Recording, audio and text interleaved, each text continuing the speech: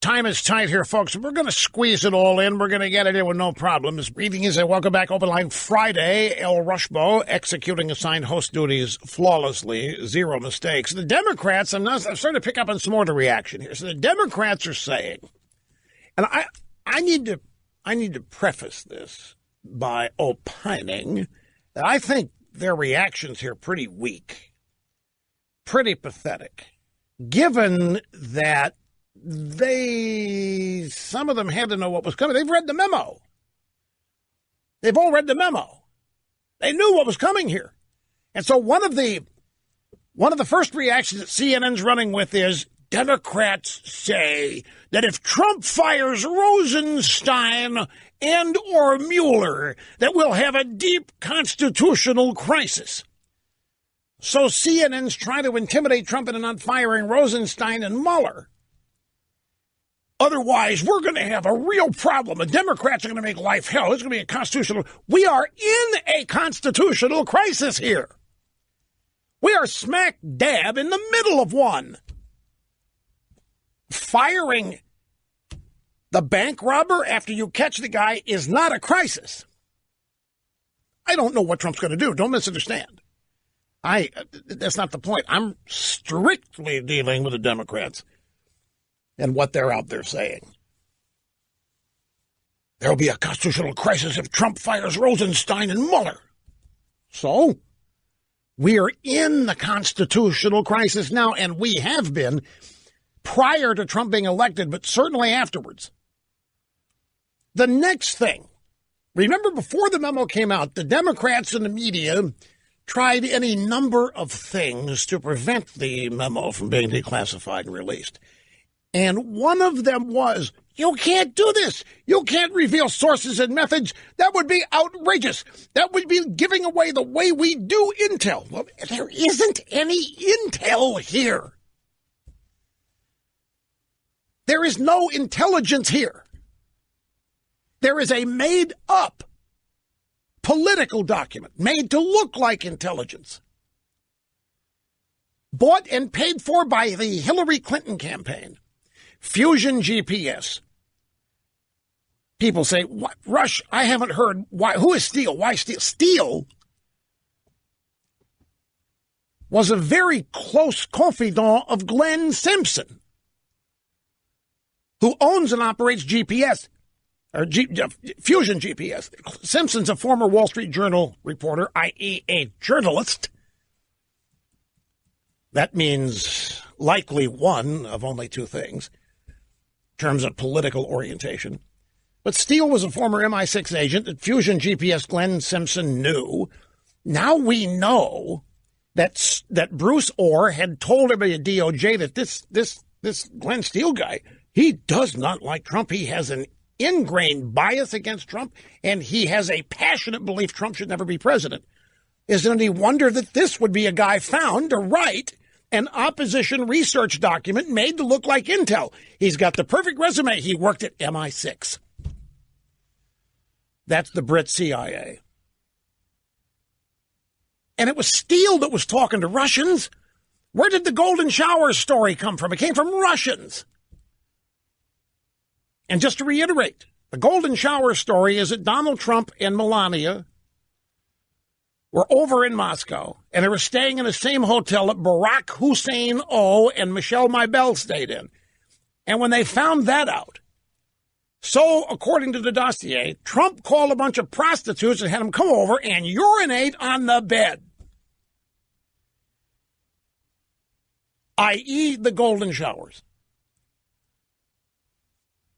That's in the dossier. Glenn Simpson hires Steele. Steele gets that story and many other allegations from Russian agents. It's the Democrats talking to the Russians. The Hillary Clinton campaign and that law firm, and I forget the name of it, Fusion GPS. But as far as sources and methods, there aren't any revealed in this memo. In the FBI and the DOJ, and I guarantee you they knew what the memo is. Somebody, 539 members of Congress were permitted to read it. We don't know how many did. It's 4 pages. You don't really need to take notes. I mean, I can pretty much tell you from my memory what we have learned today. in this memo. There weren't any sources and methods compromised, but there wasn't any intel. There wouldn't be any sources and methods to be compromised. If we're talking about the truth here, but this is not an intelligence document. There's no verification of it. It's not true, folks. How much more powerfully can I say this?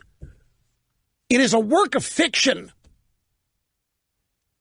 It's like taking a favorite novel of yours and going and getting a warrant to spy on people because of the novel. That's all this is. And everybody involved with it knew it, except the judge at the FISA court who was not told. Sources and methods? Yeah, we don't want to be forced to give up how we convinced this guy to basically write a fiction book and turn it into a dossier. There were no sources and methods because there's no intel.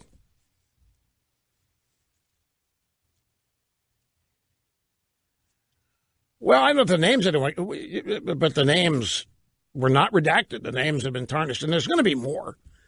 This is all, folks, you realize all this happens during the Obama administration. We are talking here about the Obama DOJ.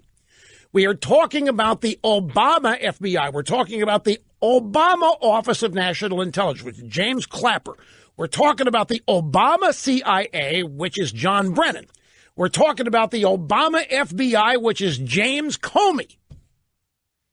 We're talking about the Obama DOJ, which is Loretta Lynch, when she wasn't on the tarmac on a jet with Bill Clinton.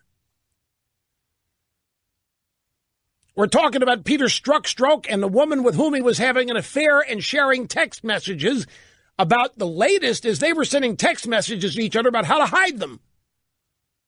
That's the latest as of today.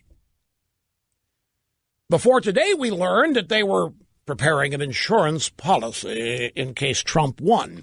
They were in the office of Andrew McCabe. And Lisa Page was telling everybody, there's no way Trump wins. There's no way. It can't happen. And Strzok said, I'm not so sure. We need an insurance policy. And the insurance policy turns out to be the dossier and this entire alleged reason to investigate Trump. This is everything that we thought it was, but the memo contains information and makes it even more powerful, not less. Back to the phones we go. Scott in Asheville, Illinois. I'm glad that you waited, and I'm happy to have you here. How are you doing? Very good. Distinct honor of a lifetime. I will contribute money when America wakes up and realizes that we have to have your likeness on Mount Rushmore. Well, I'll be commissioner of the NFL before that happens. I wanted to tell you that I think that what you said this morning about this dossier goes to the whole investigation. The credibility of Fusion GPS. They say that 17 security agencies all agreed that the Russians hacked the DNC. But we find that 13 or 14 of those agencies actually just took the FBI's word. When Comey testified, he said that we asked the DNC to look at their computers, and they refused, which is a mistake. When an FBI, they should subpoena those or impound those and not give a private company access to those records. So that was mistake one on FBI's part. But the DNC and Hillary Clinton hired GPS, and GPS is the one that said the Russians hacked. And we all know that it was probably not a hack. It was probably a download from Seth or whoever. One moment. Not entirely, as Robert Novak used to say. You're confusing in some elements of the story Fusion GPS with an outfit called CrowdStrike. CrowdStrike is who the DNC hired to forensically analyze their servers after the claim that the Russians hacked them. Comey and the FBI were denied permission to forensically examine the hacked DNC servers. Instead, CrowdStrike, which is also an outfit established by liberal Democrats, CrowdStrike instead did the analysis that then Comey and the FBI were told about. So you have CrowdStrike which was involved in the early days of the so-called Russian hack, the DNC. There's also some misinformation about that. That original Russian hack is said to be the reason we ended up seeing all of those emails from John Podesta. That's not true. That's something separate again. John Podesta made the mistake of clicking on a bad link in a phishing email, phishing. In fact, folks, let me give you a heads up. There is a very dangerous phishing spam email attack going on, made to look like it's from Netflix. And it's about your account information has been lost and you need to reactivate or some such. It looks like it's from Netflix. It's got the logo, it's got the colors, and everybody's scared to death of losing access to Netflix. Do not click on anything that you have never seen before from Netflix. In fact, if you get an email from Netflix that is nothing, if you get an email from Netflix telling you that your account's in trouble, you need to react, don't do it. It's big. Well, this is what Podesta did. I don't know what the email was, but he clicked on one of these phony links, which gave the hacker access to his computer. And that's how we learned his emails. CrowdStrike was the bunch that forensically analyzed the DNC computers and told us that the Russians hacked them. Now, the reason the Democrats didn't want the FBI forensically examining their servers, because they didn't want anybody to see the evidence that Hillary Clinton had rigged the Democrat primaries against Crazy Bernie. You know, you chart all of this. If you chart all of this as a wheel with spokes from the center going out to all these different players, the picture in the middle of that wheel, where all of those spokes originate, is Hillary Rodham Clinton. That's where all this originates. This election was hers. She was promised. It was guaranteed. She was entitled, especially after the fiasco of 2008, where Obama came out of the shadows and shellacked her. She thought the Democrats owed it to her.